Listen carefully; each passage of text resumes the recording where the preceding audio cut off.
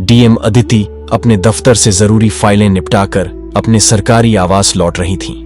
उन्होंने सरकारी गाड़ी के बजाय बिना सायरन वाली एक सामान्य कार का उपयोग करना पसंद किया। यह उनका रूटीन था, रात के सन्नाटे में शहर की असली नब्ज टटोलना। कार जैसे ही शहर के सबसे पुराने और भीड़भाड़ वाले गणेश चौक के पास पहुंची, उन्होंने देखा कि वहां अजीब सा हंगामा हो रहा है। 4-5 पुलिस वाले लाठी डंडों के साथ एक छोटी सी चाय की दुकान पर खड़े थे। यह दुकान शंकर नाम के एक बुजुर्ग व्यक्ति की थी, जो पिछले 30 सालों से वहां चाय बेचकर अपना गुजारा चला रहे थे। पुलिस टीम का नेतृत्व सब इंस्पेक्टर विनय चौधरी कर रहा था, जिसकी पहचान इलाके में उसकी गुंडागर्दी और हफ्ता वसूली के लिए थी। विनय चौधरी चिल्ला रहा था, अरे बुढ़े, कितनी बार कहा है कि यह दुकान यहां से हटा ले। यह सरकारी जमीन है और कल सुबह तक यहां से कोई निशान नहीं दिखना चाहिए। शंकर हाथ जोड़कर गिड़गिड़ा रहे थे, साहब कहां जाऊं, मेरी बेटी की शादी अगले महीने है, थोड़ी मोहलत दे दीजिए। विनय चौधरी को गुस्सा आ गया। उसने एक जोरदार लात मारी और चाय की दुकान का ठेला पलट दिया। चाय के बर्तन और गर्म दूध सड़क पर बिखर गए। शंकर को धक्का लगा और वह जमीन पर गिर पड़े। अदिति शर्मा यह सब अपनी कार के अंदर से देख रही थी। उनके चेहरे पर पहले तो हैरानी थी, लेकिन अगले ही पल उनकी आंखें न्याय की आग से जल उठीं। उन्होंने तुरंत ड्राइवर को गाड़ी रोकने का इशारा किया।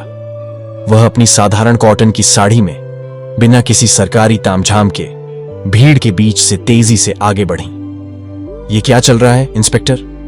अदिति ने शांत पर बेहद कठोर आवाज में पूछा। विनय चौधरी ने पीछे मुड़कर देखा। उसे लगा कि कोई सामान्य महिला है जो बीच में दखल दे रही है। उसने अक्खड़पन से कहा, ओए, कौन है तू? और तू मुझे काम मत सिखा, अपना रास्ता नाप, नहीं तो तुझे भी। इससे पहले कि वह अपना वाक्य पूरा कर पाता, अदिति ने एक कदम आगे बढ़ाया। मुझे धमकियां देने से पहले यह सुनिश्चित कर लो कि तुम किससे बात कर रहे हो।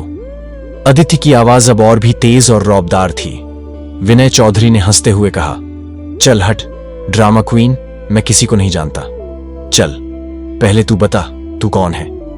अदिति ने अपनी जेब से अपना डीएम आईडी कार्ड निकाला और बिना कुछ कहे सीधे विनय चौधरी के चेहरे के सामने कर दिया। आईडी कार्ड पर लिखा था, अदिति शर्मा, जिलाधिकारी, नवोदय नगर। पल भर के लिए गणेश चौक पर सन्नाटा छा गया। विनय चौधरी की हंसी उसके गले में ही अटक गई। उसकी आंखें फटी की फटी रह गईं और उसके हाथों से लाठी छूटकर जमीन पर गिर गई। यह ड्रामा नहीं है इंस्पेक्टर चौधरी, अदिति ने कहा। यह तुम्हारी वर्दी का अपमान है और मेरे जिले के नागरिक के प्रति तुम्हारा अपराध है।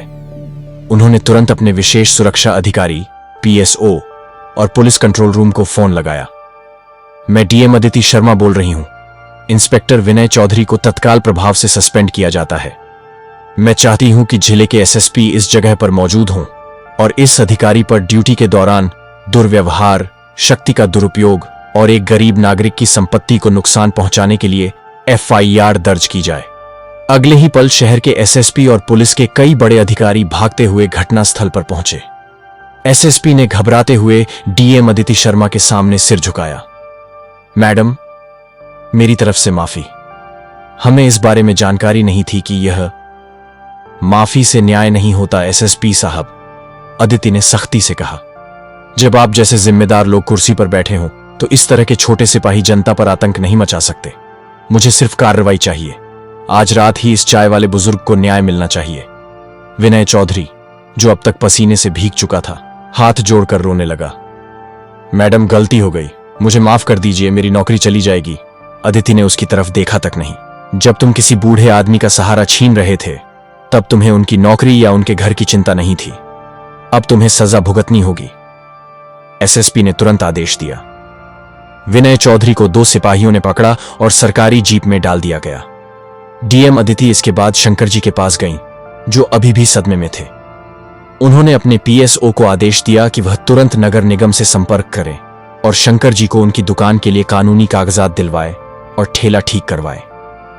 अदिति ने बुजुर्ग शंकर जी का हाथ पकड़ा और कहा, बाबा, इस जिले में मैं बैठी हूं, किसी को डरने की जरूरत नहीं है। आपकी बेटी की शादी बहुत धूमधाम से होगी, यह मेरा वादा है। जनता, जो अब तक यह तमाशा देख रही थी, तालियां बजाने लगी। और डीएम साहिबा के नाम के नारे लगाने लगी। यह सिर्फ एक रात की घटना नहीं थी, यह एक संदेश था। चाहे कोई कितना भी छोटा हो या कितना भी शक्तिशाली, न्याय की कुर्सी पर बैठा अधिकारी हर नागरिक के लिए ढाल बनकर खड़ा है। दोस्तों, इस कहानी अच्छा लगा तो मेरा चैनल को लाइक करके सब्सक्राइब कर देना।